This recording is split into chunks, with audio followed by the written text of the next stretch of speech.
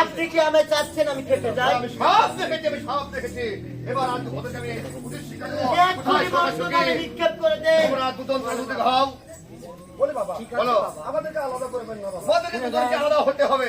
বলে বাবা, তোমরা আজ দেখো তোমার দেব সমাজে তোমরা নিত্য করতে তোমরা ব্যর্থ হয়ে গেছো। আর তোমাদের এক জায়গায় স্থান হবে না। আমি তোমাদের দুজনকে আমি ওই জায়গায় শিক্ষা দিয়ে দেবো।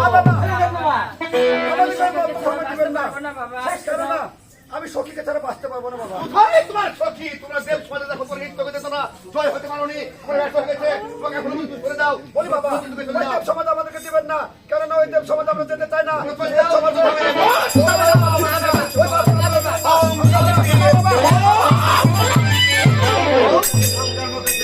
সখীকে ধরে পুড়িয়ে দুটা ফুল তৈরি করে দিও। তবে যাই হোক, আর সকাল সখীকে ধরে আমি দুটা ফুল তৈরি করে নিয়েছি। একটা ফুল দেবো কোথায়? চন্দ্রসোনা বাড়ি এই নদীর ঘাটে যখন সনিকা বেদের চান করতে যাবে, সেই ফুলটা শুনলে তার গর্ভে সন্তান আসবে। কি সন্তান ছিল? আর আরেকটা দিলাম আমি বাসুবেনের নদীর ঘাটে, বাসুবেনের স্ত্রী যদি এসে সঙ্গে ফুলটা তুলে নিয়ে তার গর্ভে জন্ম নিবে বেহুলা সখী।